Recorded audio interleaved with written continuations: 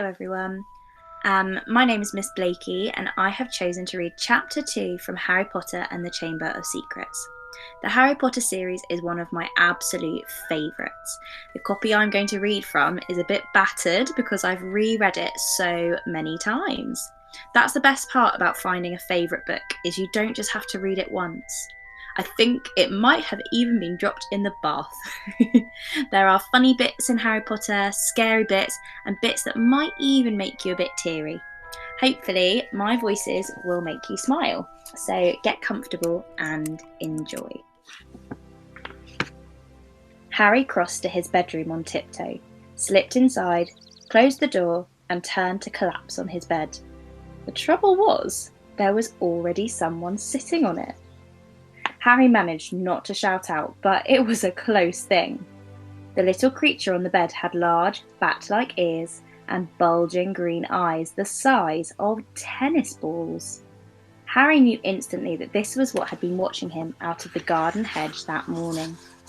As they stared at each other, Harry heard Dudley's voice from the hall.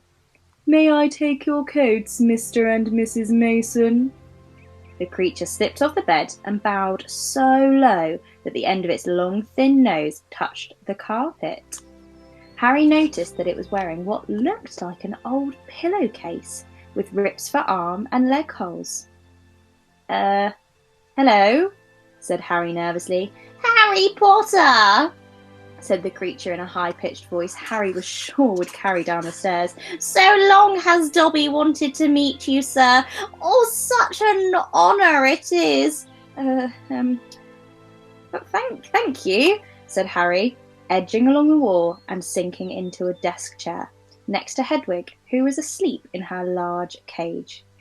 He wanted to ask, "What are you?" but thought it might sound too rude, so instead he said, "Who are you?" "Dobby, sir. Just Dobby. Dobby the house elf," said the creature. "Oh, really?" said Harry. I don't want to be rude or anything, but this isn't a great time for me to have a house elf in my bedroom." Aunt Petunia's false high laugh sounded from the living room. The elf hung his head. "Oh, not that I'm not pleased to meet you," said Harry quickly, "but, is there any particular reason you're here?" "Oh, yes, sir," said Dobby earnestly. "Dobby has come to tell you, sir. It is difficult, sir. Dobby wonders where to begin, sir." Why don't you sit down?" said Harry politely, pointing at the bed. To his horror, the elf burst into tears. Very noisy tears. "Sit down!" he wailed. "Never, never, ever!" Harry thought he heard the voices downstairs falter. I'm sorry," he whispered. "I didn't mean to offend you or anything." "Offend Dobby?" choked the elf. "Dobby has never been asked to sit down by a wizard like an equal." Harry, trying to say shh and look comforting at the same time, ushered Dobby back onto the bed, where he sat, hiccuping, looking like a large and very ugly doll. At last he managed to control himself and sat with his great eyes fixed on Harry in an expression of watery adoration. "You can't have met many decent wizards," said Harry, trying to cheer him up. Dobby shook his head. Then, without warning, he leapt up and started banging his head furiously on the window, shouting, "Bad Dobby! Bad Dobby! Oh, don't! What are you doing?" Harry hissed, springing up and pulling Dobby back onto the bed. Hedwig had woken up with a particularly loud screech and was beating her wings wildly against the bars of her cage. "Dobby has to punish himself, sir," said the elf, who had gone slightly cross-eyed. "Dobby almost spoke ill of his family, sir." "Your family?" "The wizard family Dobby serves, sir. Dobby is a house elf, bound to serve one house and one family forever." "Do they know you're here?" asked Harry curiously. Dobby shuddered. Oh no, sir, no. Dobby will have to punish himself most grievously for coming to see you, sir. Dobby will have to shut his ears in the oven door for this, if they ever knew, sir." "But they notice if you shut your ears in the oven door?"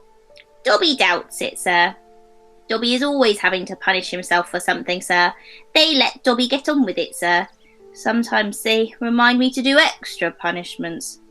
"But why don't you leave?" "Escape. A house elf must be set free, sir, and the family will never set Dobby free. Dobby will serve the family until he dies, sir." Harry stared. "And I thought I was hard done by, staying here for another 4 weeks," he said. "This makes the Dursleys sound almost human. Can't anyone help you? Can't I?" Almost at once, Harry wished he hadn't spoken. Dobby dissolved again into wails of gratitude. "Oh, please," whispered Harry frantically. "Please be quiet. If the Dursleys hear anything, if they know you're here." "Harry Potter asks if he can help Dobby. Dobby has heard of your greatness, sir, but of your goodness Dobby never knew." Harry, who was feeling distinctly hot in the face, said, "Whatever you've heard about my greatness is a load of rubbish. I'm not even top of my year at Hogwarts. That's Hermione. She—" But he stopped quickly because thinking about Hermione was too painful. "Harry Potter is humble and modest," said Dobby reverently, his orb-like eyes aglow. "Harry Potter speaks not of his triumph over he who must not be named." "Voldemort?" said Harry. Dobby clapped his hands over his bat-like ears and moaned, "Ah! Speak not the name, sir! Speak not the name!" "Oh, sorry," said Harry quickly. "I know lots of people don't like it. My friend Ron—" He stopped again. Thinking about Ron was painful too. Dobby leaned towards Harry, his eyes wide as headlamps. "Dobby heard tell," he said hoarsely, "that Harry Potter met the Dark Lord for a second time just weeks ago, and that Harry Potter escaped yet again." Harry nodded, and Dobby's eyes suddenly shone with tears. "Ah, sir," he gasped, dabbing his face with a corner of the grubby pillowcase he was wearing. "Harry Potter is valiant and bold. He has braved so many dangers already. But Dobby has come to protect Harry Potter, to warn him, even if he does have to shut his ears in the oven door later. Harry Potter must not go back to Hogwarts." There was a silence broken only by the chink of knives and forks downstairs and the distant rumble of Uncle Vernon's voice.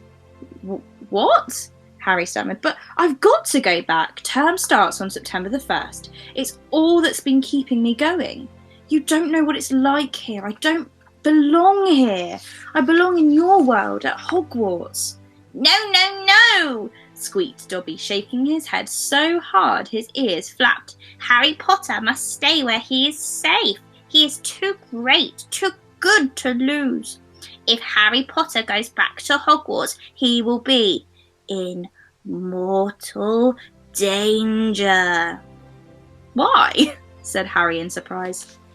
"There is a plot, Harry Potter, a plot to make most terrible things happen at Hogwarts School of Witchcraft and Wizardry this year," whispered Dobby, suddenly trembling all over. Dobby has known it for months, sir. Harry Potter must not put himself in peril. He is too important, sir."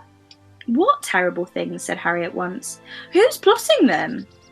Dobby made a funny choking noise and then banged his head madly against the wall. "Ah, all right!" cried Harry, grabbing the elf's arm to stop him. "You can't say—" "I understand.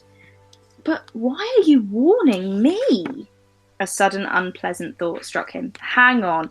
This hasn't got anything to do with with you-know-who, has it? You could just shake or nod?" he added hastily as Dobby's head tilted worryingly close to the wall again. Slowly, Dobby shook his head and— Not he who must not be named, sir." But Dobby's eyes were wide and he seemed to be trying to give Harry a hint. Harry, however, was completely at sea. "Has not a brother, has he?" Dobby shook his head, his eyes wider than ever.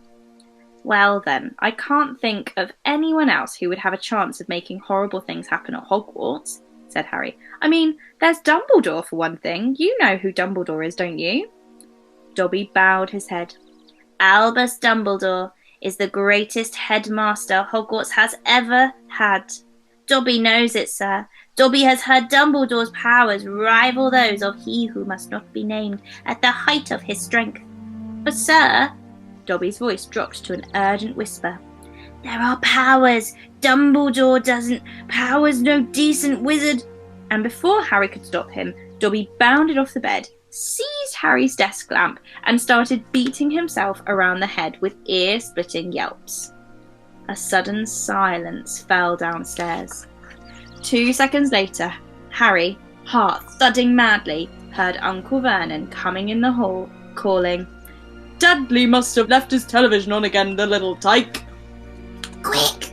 In the wardrobe! Hissed Harry, stuffing Dobby in, shutting the door, and flinging himself onto the bed, just as the door handle turned. What the devil are you doing? Said Uncle Vernon through gritted teeth, his face horribly close to Harry's.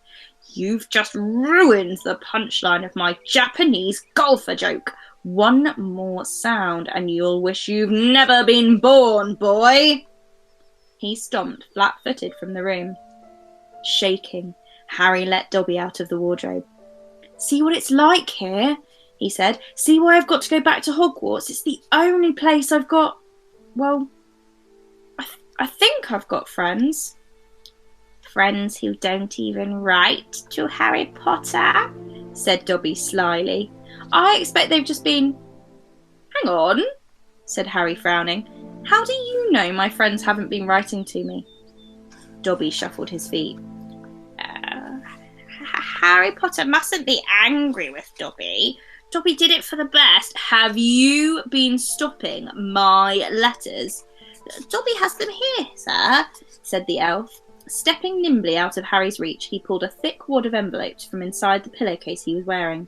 Harry could make out Hermione's neat writing, Ron's untidy scrawl, and even a scribble that looked as if it was from the Hogwarts gamekeeper Hagrid.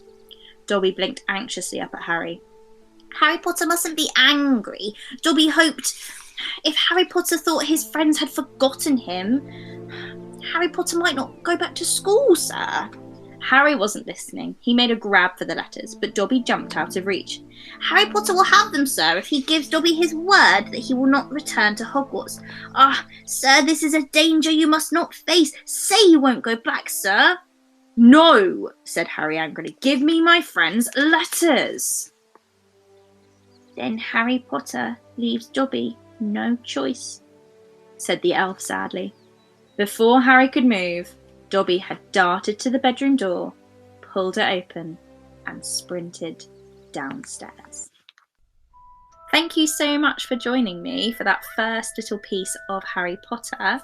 If you enjoyed it, you could have a go at reading it yourself or reading it with your grown-up at home. Goodbye, everybody.